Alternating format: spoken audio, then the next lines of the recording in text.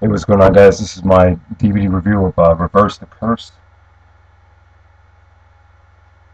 Okay, this show was pretty average to me. I probably did not like this as much as other people did, but all right, let's get right down to it. The first match was Joey Ryan versus Rasche Brown versus Sami Callahan versus Shane Hollister.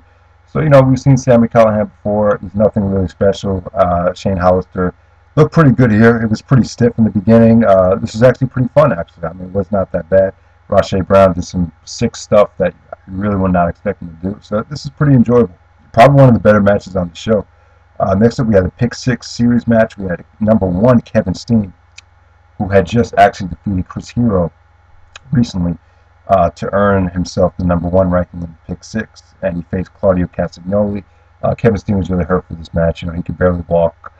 He did bust out some crazy stuff, though, actually. But it was just Claudio, just going to work on Kevin Steen's knees. I mean, it wasn't really much of a match, but it was okay. It wasn't terrible. Probably the weakest match in the show, but it did not go too long, though. So next up, we had the Young Bucks versus the House of Truth, with Truth Martini as the manager of the House of Truth. This was the best showing I've seen from the House of Truth.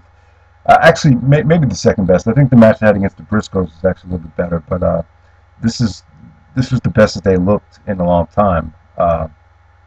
They got to show a lot of their offense, especially against the Young Bucks. Young Bucks are they're a good team to showcase against because they're lighter guys.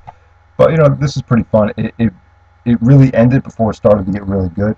So that's pretty much what I thought of it. It was a solid match. Next up, we had another Pick 6 match. We had #3 versus #5. So Roderick Strong was #3 versus Kenny Omega, who's #5. This is a rematch from The Secret of Gorilla Island from PWG. And they also had a match. Actually, it's also a rematch from the Battle of Los Angeles from 2009, the finals. They met for the PWG Championship, which was supposed to be a phenomenal match, but for some reason, I don't know if the show is ever going to come out on DVD. Bola 2009. I don't know. It's been almost 4 months, so I haven't seen it yet. But this match was really good. It didn't get to that point where the crowd was going apeshit over everything. It could have went like that, but it just it was very slow in the beginning. It wasn't. I think these guys should have wrestled balls to the wall really hard for the whole match. But for the last 4 or 5 minutes, I mean, it was awesome. It was just really good stuff. It got really intense and just really exciting, and probably the match of the night in my opinion. I'm going to go as far as to say that. Roderick Strong, Kenny Omega, great combination. Love to see some more. I can't wait to see their match from Battle Los Angeles 2009 because that was supposed to be amazing. But this is just a showcase, a little tease of what they can really do. So next up, we had Necro Butcher versus Erick Stevens. I kind of dreaded watching this, but it wasn't as bad as I thought it would be. It was okay. It featured some good brawling, some good intensity, and it actually ended in a DQ, unfortunately. And then actually Necro do some really nice strikes to Erick Stevens, and for some reason the crowd was more into this than they were for the Roderick Strong Kenny Omega match, which is kind of weird.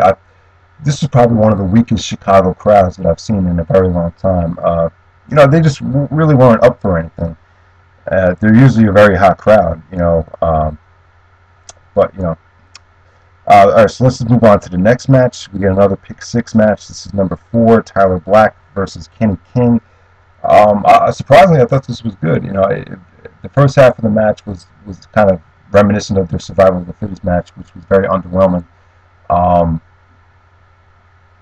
These two don't have very good chemistry, I'll say that. Kenny King, I forget who said it, but I think he is a little bit sloppy. I mean, sometimes he looks great, sometimes he just looks like he's lost. But this really got good, though.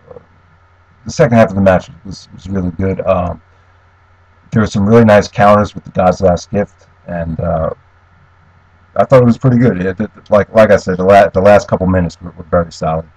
And there's a near count out, and once they got back into the ring, I think that's when the crowd woke up for this match. So I think this is a little bit underrated. So probably the second best match of the, or maybe the third best match of the night. Next up, we had the Dark City Fight Club versus the Briscoes.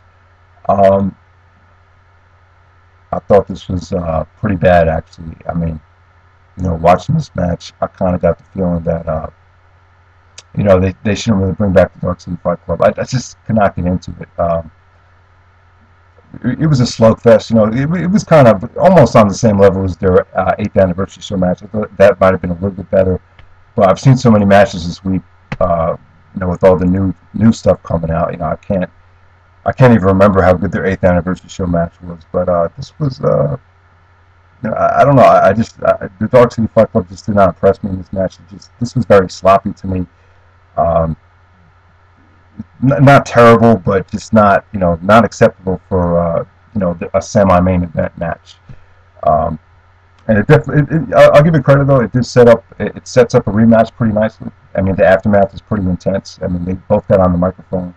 I think it was Jay Briscoe got on the mic and was talking trash to the Dark City Fight Club, and it was okay. Like I said, it did set up a rematch, so it did do its job. All right, let's get down to the main event. We have the steel cage match, Aries versus Colt Cabana. Now, these two have had a match before at the 3rd anniversary celebration, Part 1, back in 2005. It was a steel cage match as well, and it had a crazy finish. It was a really good match. And now, personally, for me, this was nowhere near as good as that match. I thought that match was awesome, but Colt Cabana has gotten a lot of title shots, and especially in his hometown, Chicago, and he's always pretty much hasn't really delivered. I mean, his matches have been they've been okay to pretty good, but nothing really spectacular from Colt Cabana in his hometown title matches.